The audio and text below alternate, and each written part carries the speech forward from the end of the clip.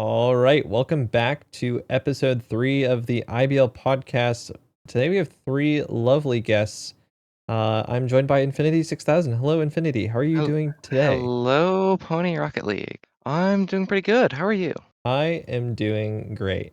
Glad to hear that you're doing pretty good. I'm also joined by Red 2. Hello, Red 2. Hello. How are you doing? Emotional roller coaster for week one. Absolutely insane. Other than That that, doing really good. that is awesome. I'm glad to hear you're on this roller coaster with me as well. And we are also joined by Pixel. Hello, Pixel. How are you? Hello. I very roller again. At least for me, personal roller coaster, for week one. But ultimately, I'm doing pretty fine. I'm okay. And that is awesome to hear that we are all on this metaphorical roller coaster together. We will, Yes, it has been a Yay. crazy week one. so we will get right into the action. No time wasted. Uh, First game of the season, we start off with Impact versus the Tavern. I mean, it was a pretty. I would say like Impact having opening games is always very eventful. Even the last one against Aces Up. No favoritism, by the way. Even the last one against Aces Up last season, it was very close. Like either team honestly could have won it for week one. Also, first games of the season are also very unpredictable. So, I mean, especially in this first game of the season, it was a 14 rounder. It was only two maps, but it was a 14 rounder. Tavern on the first map, I think it was Slay on the verge of doing a reverse sweep. Very close, but then I'm pretty sure Impact filled. And then the second map, unfortunately, a round didn't count for Tavern because even though technically, I know she's gonna be upset, but yes, today's mouse unfortunately died right before she was trying to fill, and after winning a 1v2 as well, which is very impressive. But unfortunate circumstances caused the round to unfortunately go to Impact, and Tavern did go up 3-2, but then Impact brought it back, and I think Kelsey was the top frag for that game. Like the game overall MVP. So I don't know. Anyone else want to comment on this topic? Fly high. That's all I got. Yeah, unfortunate uh set of circumstances, especially for the Tavern at the start of the season.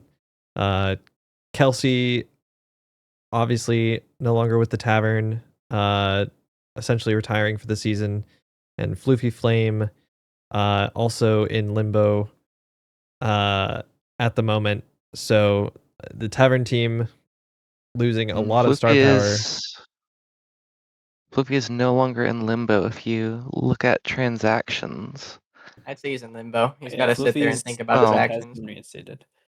All right. Well, we'll move on from the tragic for the Tavern but great clutch win for Impact game 1 to Donut Droppers versus Sirens.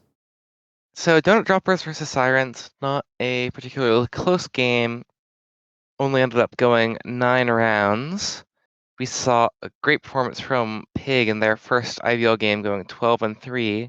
Had a 3K in round 4 of map 2, and a great game also for Nymphy, going 11-3. And I think so far, Donut Droppers has looked very strong. It's going to be interesting to see how they do throughout the season. No longer with my fellow guest here, Pixel on Donut Droppers, having retired, unfortunately. But not a great game from Sirens overall. Every player finishing negative KDR. I think they're better than the performance they showed in this game, and I'm looking forward to seeing how they do throughout the season. All right. Then that moves on to our next game on the schedule. On to the Monday game, Thunder versus Mousetrap. I will take this one, and I greatly enjoyed watching this game. With Mousetrap and their new roster, with their new prospect add-ons, Hyla and Keys. I believe Lackey didn't play in this game. Yeah, okay, a very strong performance by Keys. Going 17-5. for first game of the season and absolutely putting on a really strong performance and showing the league that he should not have gone undrafted. With also on the side of Thunder though, Socronics from Snake Eyes last season, and MJ actually, I noticed from most of these rounds it is both of them getting a good amount of kills. As Socronics, MJ, Froggy all went neutral or positive with their new add-on. Wheezy doing very good in the final round, almost pulling off a 1v3, but did end up losing 2 keys. I believe strongest player of that game. I would also like to add that Keys did in fact get an ace to add along to include Yes, his I 17 did not and see that. And a 3K in the round before. End of the stat line for that game was Keys going 17-5, Hyla putting on an 8-5 performance. Very strong performance by Hyla as well, as mentioned. All right, so that brings us all the way to Wednesday with another Mousetrap game, this time against Shot Glass. I will take this one. And I will say this was the opening game for Shot Glass, I believe. Mousetrap having already shown what they can do, even if Mousetrap showing what they can do in their debut game, especially with 2 rookies. Having rookies on your team is always a wild card. You don't know if they're going to perform good. Uh, you don't know what their skill level is sometimes. It'll probably take a little bit to adjust to a team. But that's just IBL as a whole. But Shot Glass with a very strong opening, going 4-1, and I think it was Trenches, a very strong map for Shot Glass in season 4 as well. But Mousetrap very heavily bounced back, going 4-0 on Spaceship against Shot Glass, and then subsequently going 4-1 on Graffiti, taking the game. The top frag for that game was actually one of my fellow guests, Infinity 6000, going 15 and 10, Hello. and on Mousetrap, and Tan being the veteran shot glass player, or one of the veteran shot glass players, going 8 and 6, and a very I wouldn't say small, but it was a very fast paced. Honestly, it was a very fast paced game. Not a single map really went past round 5. Uh, that's probably strictly due to the fact that both these teams are strong in what they can do. With this, we also saw the addition of Lav, putting on I would say honestly your average rookie performance in their first game, going 3-5, which isn't bad.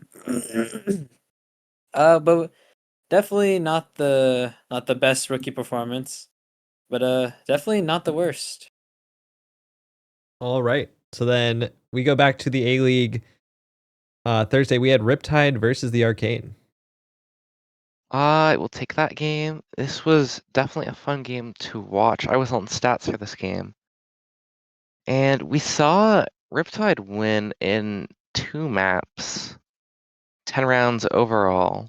But I think it was a lot closer than that score implies. We saw several close rounds, and we had Scouse and Celestine top fragging the game, both going 9-4, with Celestine getting an ace in the final round of the game, along with that 1v2 in that round. And one thing I want to talk about is definitely a strong performance from Arcane's rookie Boilera, and going 7-8, which for their very first IBL game as in an A-League is definitely a strong performance, even though it may not be positive KDR. Yeah, one thing I wanted to say about this game was just that, like, the question about Riptide for me going into the season was whether or not QDeep could have that same kind of production after being out of IBL for a little while. And it seems like it doesn't matter. Scouse, Celestine, and Nudley each contributing pretty equally to the team. It seems like it's just been a full team performance, and the Riptide just has played really well together. So it's been very interesting to see how they've started the season. One small thing I'd love to add is I think the chemistry on this team, specifically Cell Yes. and Scouse, I think both of them are both really great add-ons for Riptide. As much as I hated giving up Scouse, I think Scouse is one of the smartest players in the league. I think Riptide can benefit greatly from Scouse alone, and Cell absolutely going crazy in the first game. I was literally about to say what you just said. I was about to say, on paper, Riptide as a whole, I think their PvP skill, I think, is not as dominant as, let's say, maybe Divine Rising or Donut Kingdom, who are very competent PvPers. But what they lack in PvP, they make up for their team chemistry, as Red 2 recently just said.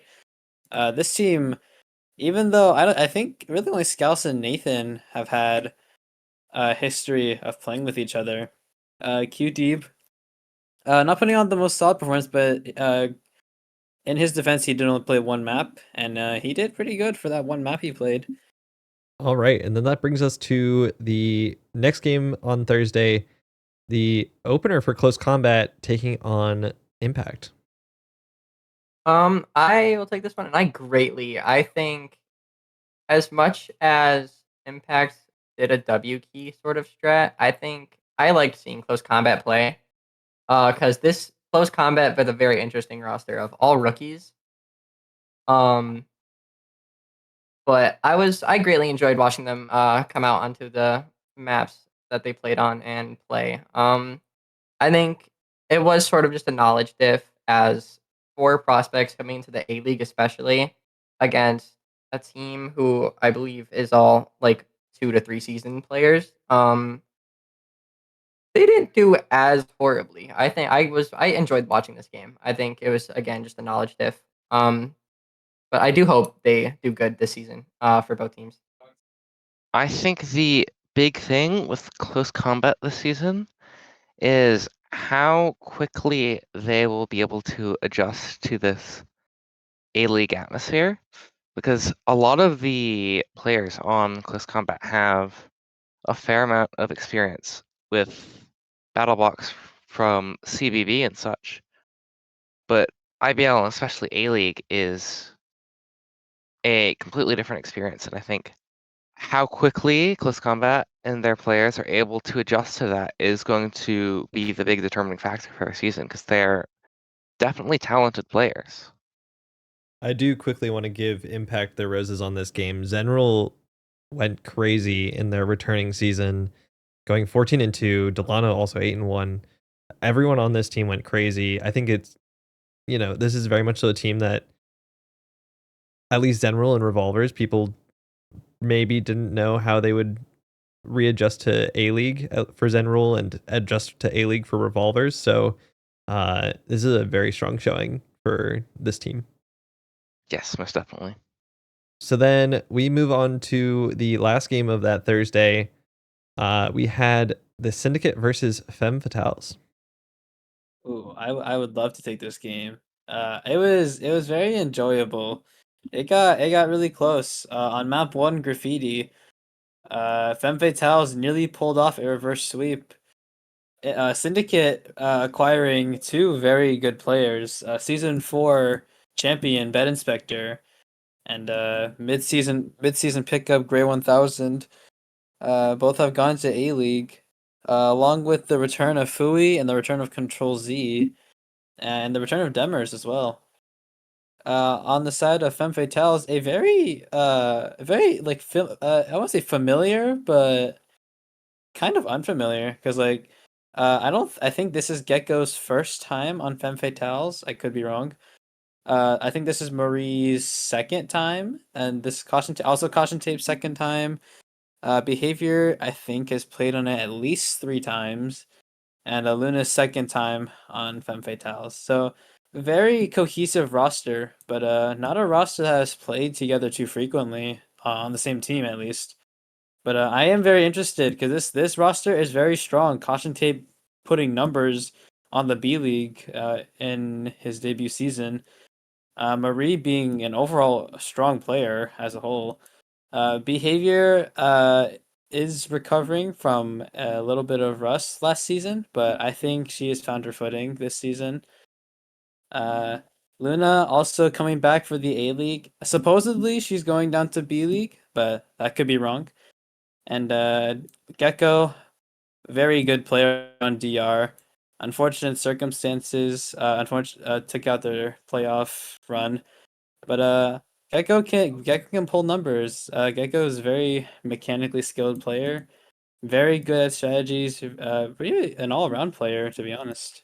Yeah, Syndicate went 4-0 on Vampeta's map pick, I think, and almost got reverse sweeped on theirs, which was Graffiti. Yeah, Luna, a B League call up from the Sirens during this game. Unsure about their future, but I think that they're going to do great on Sirens. And then that brings us to the long Friday. Had tons of games on that Friday. We will start with Impulse versus Eternal Rising. I will take this game. This is a very interesting matchup just going into it. We had a team that was nearly entirely rookies with Eternal Rising, with the only players who really had prior IBL experience being Keanu, Rex by John, and sort of Furries. While we had a much more experienced roster and Impulse, you have Season 4 B-League champion Morph, and then just several other experienced players. I think everyone on their lineup had played at least one IBL game previously. And I think one of the big questions going into this season was how Eternal Rising would do, and they managed to win this game in 13 rounds, 2 maps, with map 1 going 6 and map 2 going 7.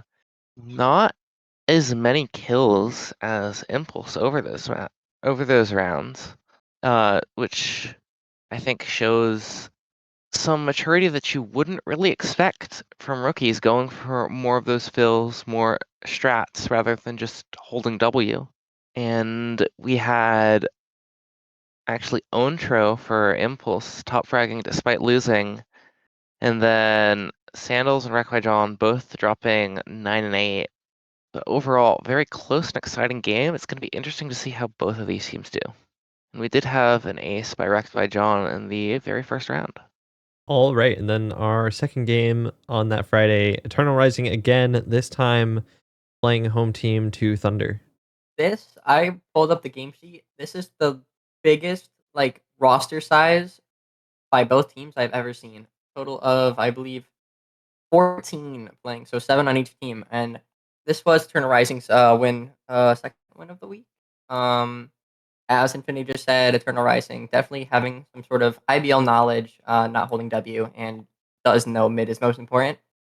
Um, Although with the maps being 2-1 in Eternal Rising's favor, definitely a strong performance by Synchronics going 14 and 7, John going 12 and 9, and Sandals and or Jolly Skill going 9 and 4. Most of this game was positive though.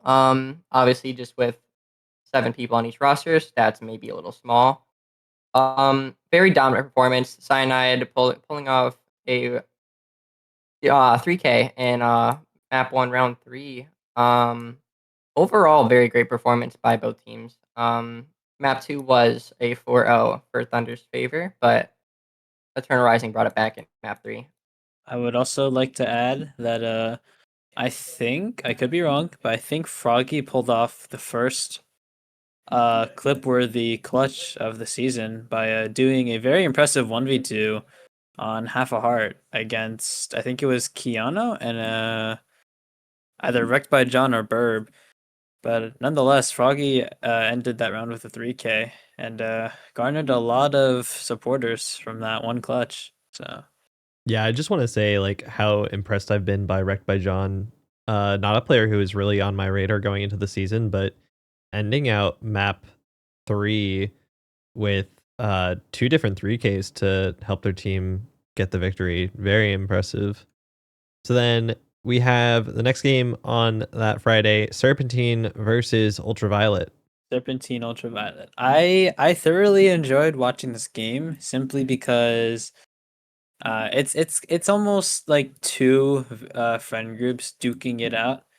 I know a lot of people on this A League for Ultraviolet are very close friends, and I feel like this battle just kind of came down to whose chemistry was better. And round one, it was Pumpkin Patch. The first time we saw Pumpkin Patch, I believe. It was Serpentine's map pick, and they pulled back from going down 0-2, went up 3-2, and then Ultra took one round, but then Serpentine just ended the final round. Kubo getting a 3K. I think there was an ace somewhere. Nope, I lied. It was just a bunch of Kubo 3Ks. Map 2 was Spaceship, and a very dominant pick from, or a very dominant map from Serpentine, and Ultraviolet picked Spaceship. So I guess Serpentine thoroughly prepared in case Ultraviolet did pick a map that they weren't really expecting, but there's also the certainty of the fact that they probably were expecting them to pick Spaceship. But a quick look at the rosters. E Prince E and Rotom obviously played together last season, got to finals. Unfortunately, they weren't enough to stop Nova from their dominant season. Sherpa being traded from the Syndicate. The joke is that Sherpa got traded for a bag of chips, essentially. And Orlex being the rookie and Gizzy becoming owner after winning on Nova.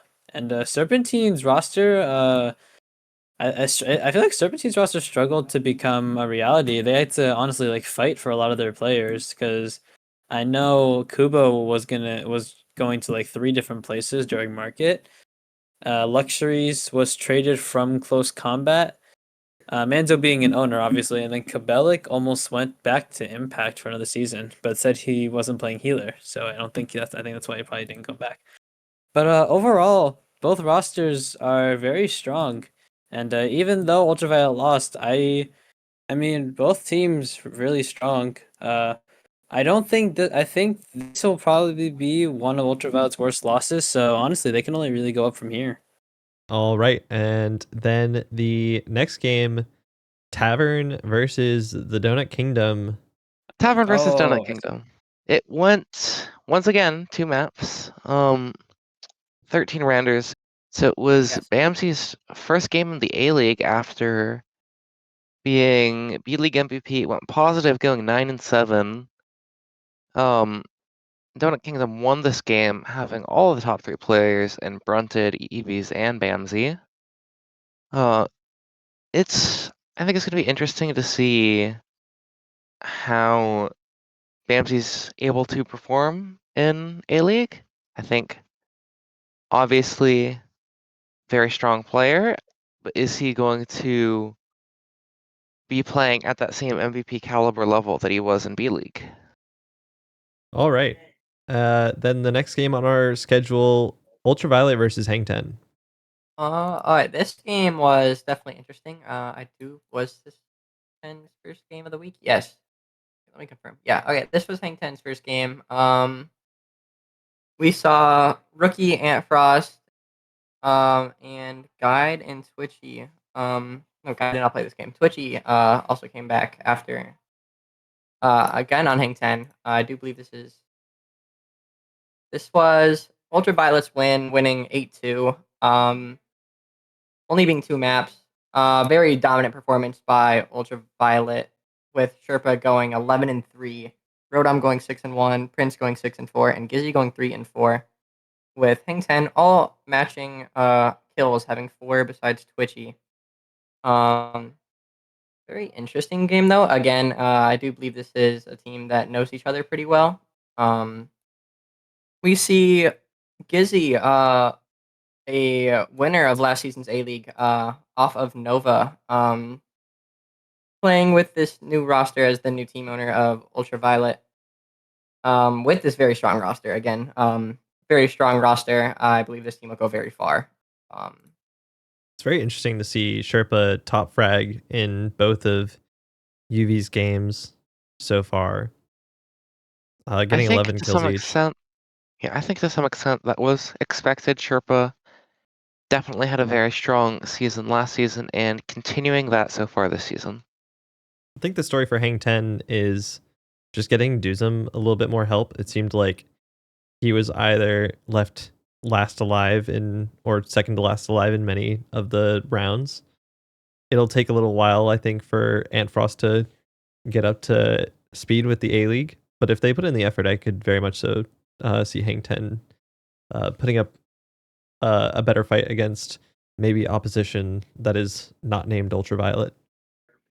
So then the next game on our schedule, the last of that long Friday, we had Shot Glass, this time against Sugar Rush. This is a super interesting matchup going in. We have two of what were predicted to be two of the strongest B League teams this season. And it did go to map 3, but all 3 of the maps only went to 5 rounds, 15 rounds total. And Sugar Rush ended up coming away with the win, leaving Shot Glass, who is definitely a strong team, starting the season 0-2. We saw Souls, who last season was playing A-League for Arcane and going 12-3 this game. Definitely a strong performance for Shot Glass. Doggin top frag. It's also dropping 12 kills, but with 10 deaths. And we saw Avalon Barks first game going 7-8. And I think overall it seems like it was a good game. And I'm very excited to see how both of these team seasons go. Yeah, I mean, we saw the introduction of Souls in the B League.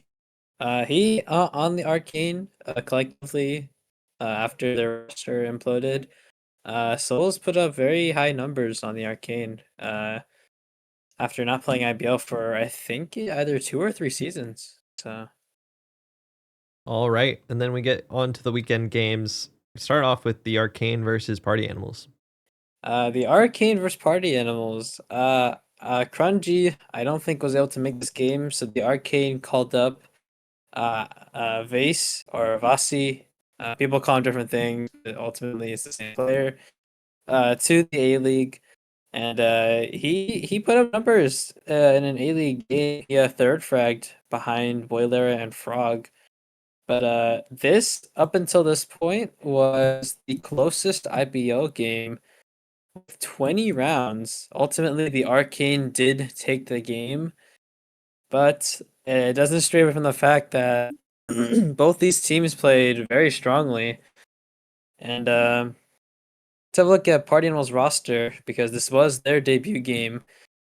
Something Neon's this too, and Ciano, IBL Season 4 winners from Night Vision going to Party Animals A League, along with Bigfoot from the Tavern, and Trapdoor coming out of retirement.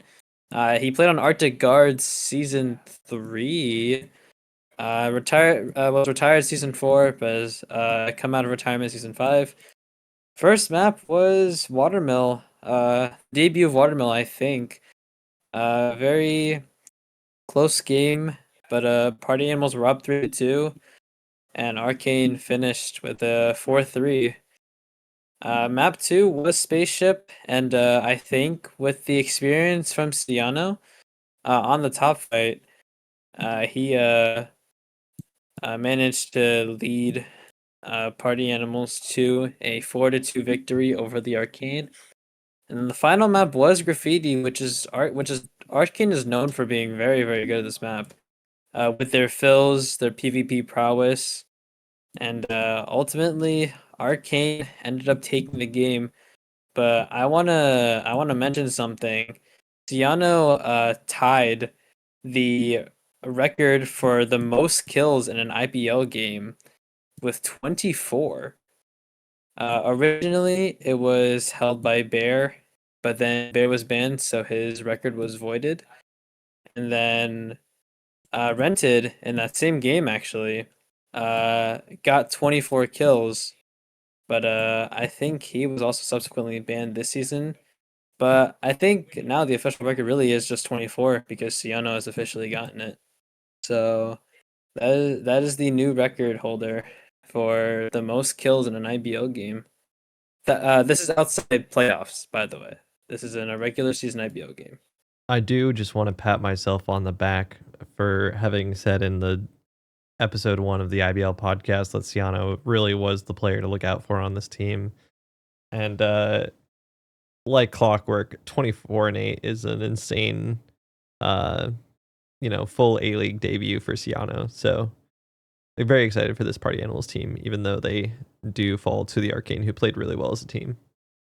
One thing I want to point out for the Arcane, once again, Boilera with a very strong performance, finishing this game positive, going 13-12, and I think they've had a very impressive start to the season, and it's going to be interesting to see how that continues out, if they're able to keep up the pace they've been on.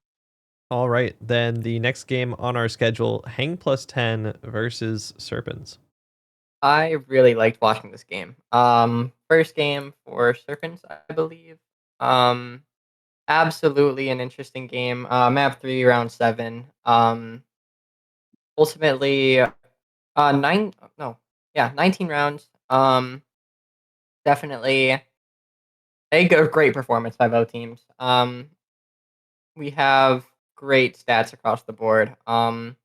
We have Sky Oreos getting many 3Ks, and then I believe Sparky and Sky Oreos both got aces. Sky Warriors got one map 3 round 1. I believe Sparky got one on Pumpkin Patch of map 2.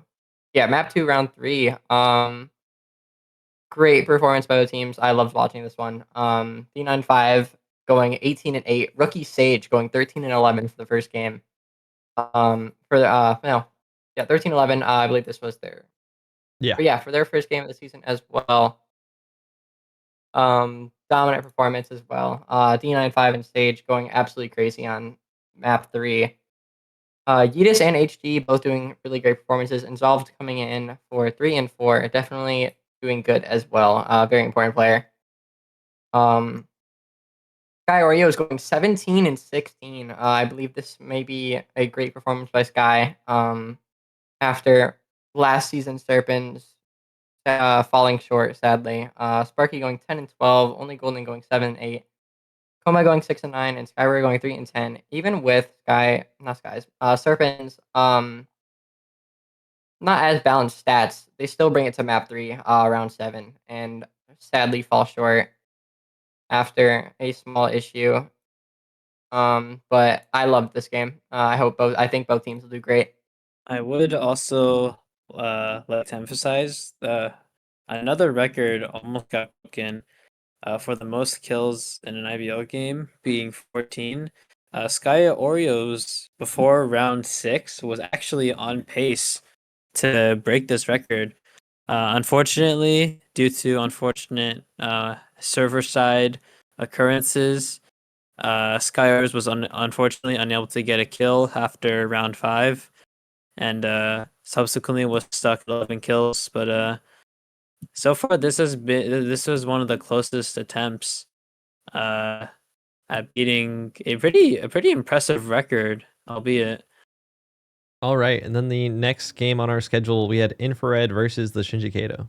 Infrared versus the Shinji Kaido.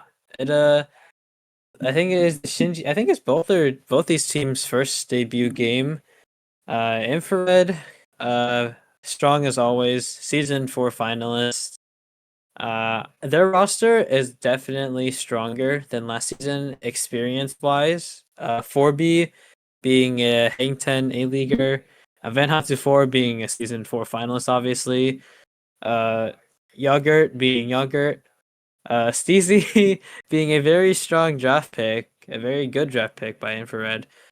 Dippy Dab being a semi-finalist last season, and Bredier Peter, although he was on Hang 10 last season, put up very high numbers. But yeah, on the side of Shinji Kaido, Hands, Dolphini, MC, and I think that's all of them returning for another season. Oddles, Dino Days, and John Dice returning from season 3. John Dice being in B League this time, and then Derpold being the new addition to the Shinji Kaido from the original Stuff But Tough B League, which was Arctic Guards. But this game was very close at some points. It was an 18 rounder, and it was really back and forth the entire time. Shinji Kaido wins the first round, and Infrared wins, and then Shinji Kaido wins, and Infrared wins, and then Shinji Kaido takes map 1 on Courtyard, and then map 2 it was back and forth. Infrared wins, and then Shinji Kaido won ultimately, and Infrared took Spaceship, and then map 3 it was honestly like Infrared just dominated on Slay. That could mostly be subject to the fact that I think as a whole, Infrared is slightly better at raw PvP skill than the Shinji Kaido. That doesn't stray away from the fact, however, that the Shinji Kaido played a very dominant game, and honestly, this had the makings to be 21, the first 21 rounder in IBL Season 5. All right, and then the next game on our list, we had Serpens versus Goth Money. Serpens versus Goth Money. We had Serpens rebounding from their previous loss to Hank plus 10, getting their first win of the season. Another strong performance from Sky Oreos, going in 9 and 8. Sparky going 11 and 8 as the top frag for the game. Goth Money definitely had a strong performance in this game, winning map 1, nearly winning map 2, going up 3-2 before falling in 7, and then got swept in map 3. So it was definitely a very winnable game for Goth Money. And I think a big part of that was Kipler's 11 and 10 performance. But really, they saw a contribution from everyone on their roster. Everyone except for Pluto getting at least 5 kills.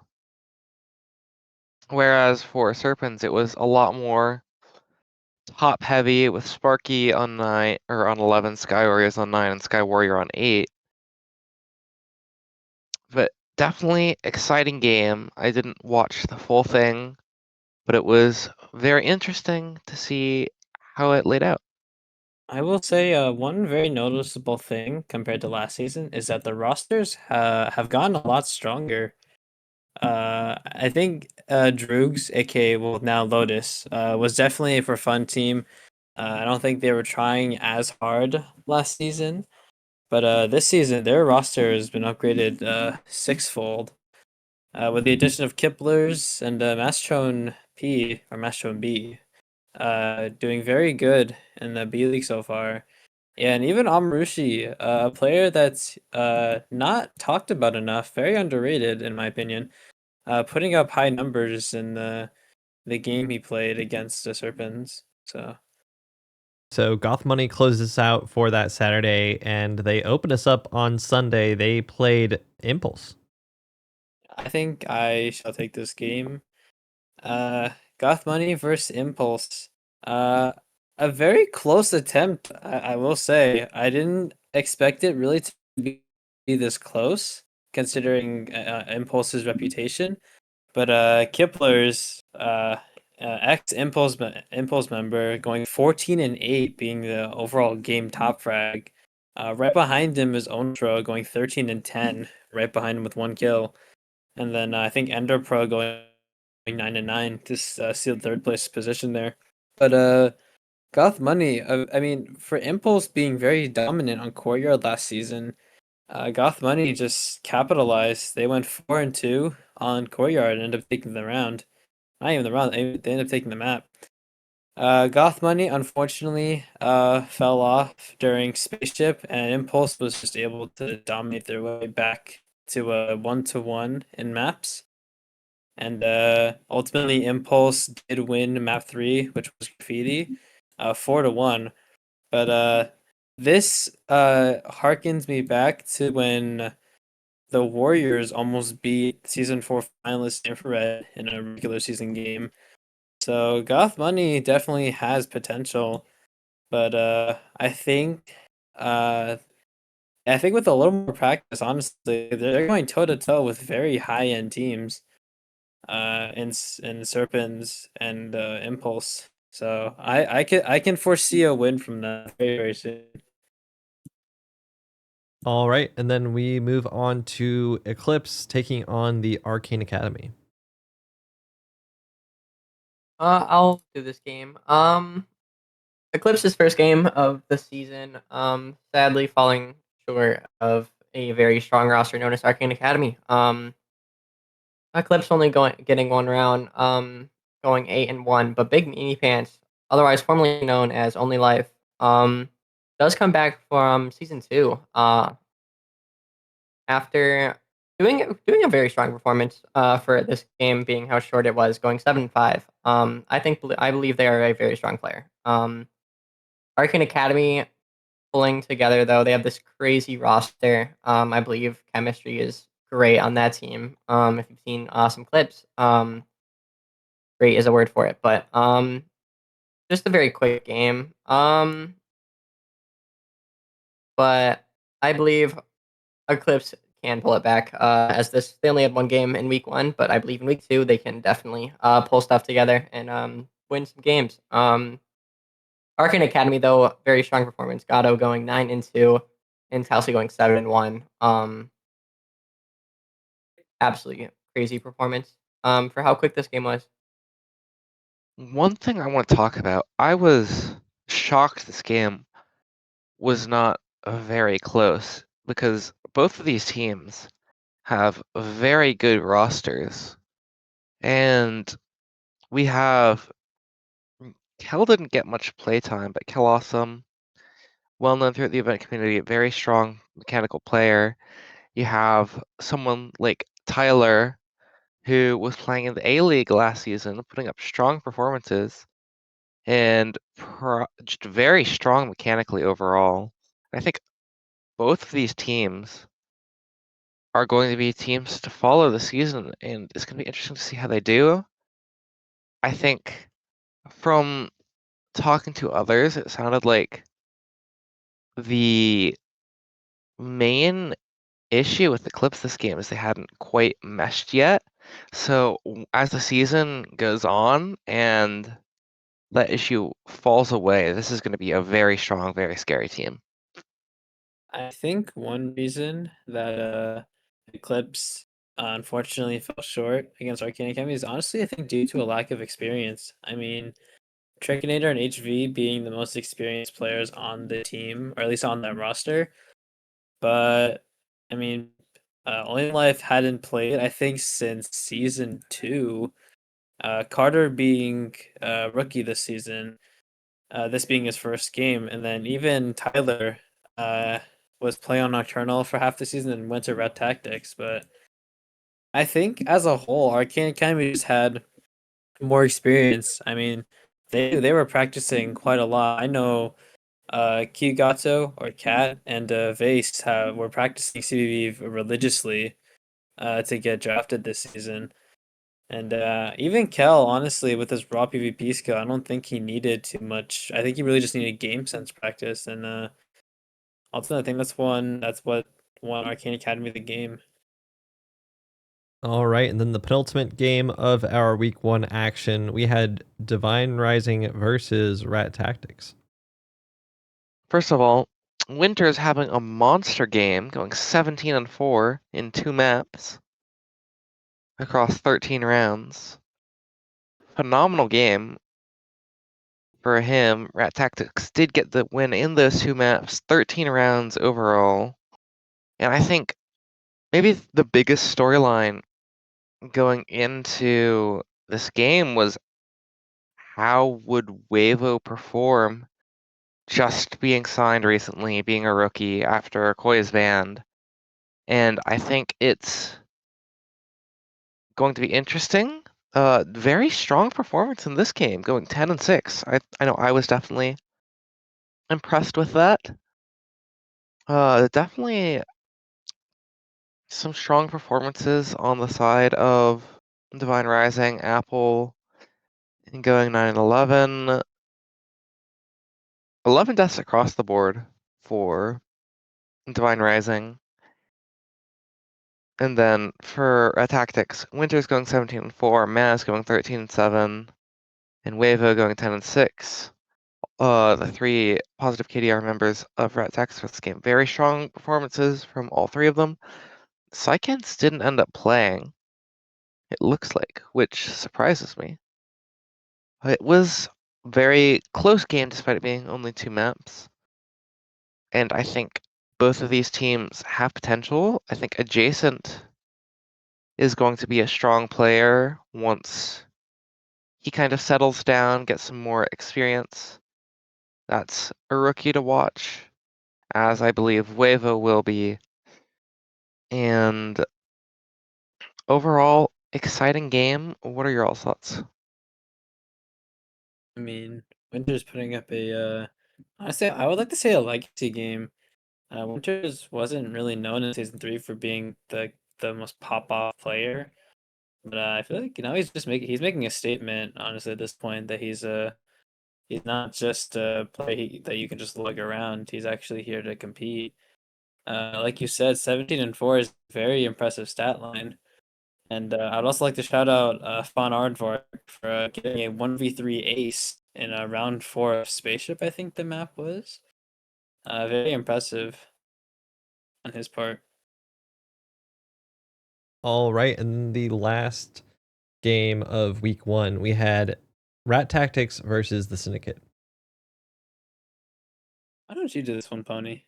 You can do the last one. Oh my goodness, I get this one? All right. Well, this game was kind of a storyline that we saw throughout the rest of week 1. We had lots of map 3s that the rest of all of the maps weren't particularly close, but the game went to a map 3 anyway. We saw the Syndicate be pretty dominant on Rat Tactics Slay. And then Rat Tactics looked unstoppable on Pumpkin Patch. Like they were just hitting every single bow shot. But the Syndicate in map 3 completely returned the favor on Graffiti, a map which at least Mass Marvelous is, kind of synonymous with at this point. And, you kind of see a complete flip from the Rat Tactics point of view. IDK names top fragging this time at 11-5. The rest of Rat Tactics lagging behind everyone else, negative KDR. On the side of the Syndicate, however, it's a much more consistent performance. Almost everyone positive. Control Z having a great game, 11-8. Gray 1000, 10-9. Fui on 9-8. Bed Inspector on 6-2. Demers also playing a very important role for that team, doing very well for them in that game as well. So, it's definitely showing that Rat Tactics is a team that, is in flux and needs probably a lot more time to gel to get more consistent results. On the other hand, I think it also just shows that Syndicate, as everyone expected them to be, is a powerhouse that can take down anyone when they're in the mood to. So that wraps up week 1's actions. We can move into our next segment. I want to get everyone's takeaways for the week 1 season 5 action, and we'll start with Infinity 6000. I think my biggest takeaway from this week is some of the big performances from the rookies. I don't know if you've kind of been able to figure that out from how I've been looking at these games. You saw big performances from Keys, from Pig, from Hyla, from Boyle, from Sage, from Wavo, and Kel, not quite as many kills, but positive KDR in the game that they played. And I think it's going to be very interesting to see how all these players develop, how their seasons continues. And I think it's definitely going to be something to follow, and that could definitely have a big impact on playoffs and who wins the IBL this year. All right, Red 2, what you got? One thing I greatly look at for each season is how the teams develop over the weeks. I think especially with this season, no game is considered a like you can't see a stomp. There's always something that can end up happening. I think this season with the B League, especially having incredible rosters across the board, very interesting to watch and very stressful for most players. I do believe. But I think other than that, it is very like crazy. I think, especially the jump from season 4 to season 5. Only for week 1 we had crazy games. So week 2 surely gets better. All right, last but not least, Pixel, what were your takeaways from this week? I think honestly one of my favorite takeaways is the amount of clutches we saw. At least for me, I always enjoy, or not enjoy, but I always anticipate someone doing something really impressive, and then the chat just goes crazy. It's very satisfying just to watch. Especially, I'm gonna shout out a couple that I already did, but Froggy pulling off, I think the first clutch season 5, or not the 5, not the first clutch, but the first like notable one. Fawn obviously doing a 1v3. Sparky getting 2 aces in one map was a sight to see. But that's one of the things I feel like I'm definitely not the only person that anticipates just someone like individually. Like obviously, yes, a team could do really good in a game, but I always look forward to individual players just kind of doing a lot of like pressurous work by themselves. And it takes a lot of nerves, honestly. Like I commend anyone who pulls off a really impressive clutch. Uh, to have even like the nervous skills to sustain that. Yeah, absolutely. And with that, I guess we can quit looking back at week 1 and look forward to Well, week what about 2. you? What about you, Me? Pony? Yeah, what What was your were takeaway? your big takeaways from Oh, this week goodness. 1? I mean, I think it just has to be, I think Red 2 might have said this, but just how close the rest of the league is this season. I feel like that in past seasons, we've definitely had teams where you look at it and it's just like there's no shot. I feel like there's pretty much almost no teams like that this season, or at least far fewer than we have had in previous seasons. And so I'm just really excited by the fact that the playoff race is like so unpredictable. I think it's going to make for a great watch that really goes down to the wire at the end of the season, which I think will be really enjoyable. One thing I'd like to add to that is just it adds the intensity to each game. One loss could very well mean the end of playoffs, but obviously week 1 doesn't mean much, as you always have a chance to bring it back. Hell yeah. Well, I guess with that, we can stop looking back at week 1 and look ahead to week 2. I was wondering what games everyone had on their radars in week 2. You know what? I would like to go first, honestly. There's definitely some games that haven't been scheduled yet. But if we're currently looking at the rosters, not the really the rosters, the scheduling right now, I don't think we saw Nova play a game in week 1. I could be wrong, but I'm really interested to see how Nova does against Serpentine, who came out really strong against oh my goodness, I cannot remember which team it was. Against Ultraviolet, and especially with the new addition of Yoru, I think that's how you pronounce their name. And the trio of Cool, Tor, and JPEG, along with Nuke, BRHH. I'm really excited. I'm actually really looking forward to seeing this game. What about you, Infinity 6000? Well, at the time of recording, some of the week 2 games have already been played, and I feel obligated to give a shout out to the Thunder Infrared game 21 rounder. Spoilers for next episode. Yes. I Listeners think who the are going to listen game again, tune out right now. Close your ears. looking at the schedule, some games that look very interesting to me. I think Eclipse versus Hank plus 10 is going to be a good game. I think 2 of the most mechanically talented teams in the B League are going to be playing towards the end of the week. I think that Serpentine versus Impact is always an interesting game. And then I think it's also going to be interesting to see. Well, a lot of these A-League games aren't scheduled yet. The A-League needs to lock in. Basically, all of the B-League games are scheduled, but almost none of the A-League games.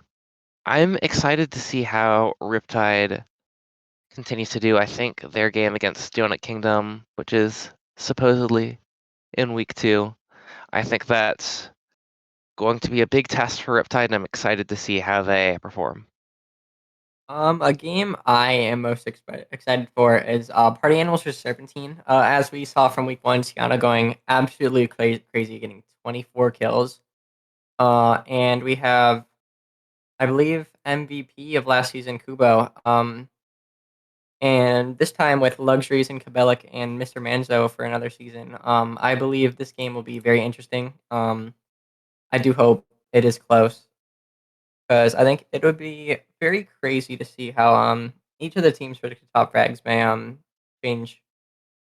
And another game, as Infinity said, Eclipse vs Hang 10. I am a big fan of Eclipse this season, and Hang 10 absolutely did a crazy performance for week 1. Um, I think week 2 will be very interesting. As again, teams are so close. Skill is very spread out this season, so every team's got very good players. I know Pix talked about Nova, but I'm also thinking the same thing about Lotus. Lotus not having a single game scheduled during week 1. I don't see a game of theirs on the schedule yet, but I'm kind of excited to see how this team shakes up. I feel like they are kind of one of the most overlooked teams at the moment. So I think that Lotus has a lot of potential, and I am very excited to see them play their first game. All right. Does anyone have any closing comments? I would like to thank all of our listeners for tuning in, first of all. Oh, their attention spans like 30 seconds. They are not. Yeah, here there's no way anymore. they're making it to this. See, there's the options that they just kind of skip the last 30 seconds of this. They're just like, hey, thank Ping, you for listening. if you're hearing this, ping Chandiggity Dog. Oh, Whoa. All right. And with that, I guess we can say thank you for watching episode 3 of the IBL podcast. We will see you next week. Next week? Maybe. We'll see.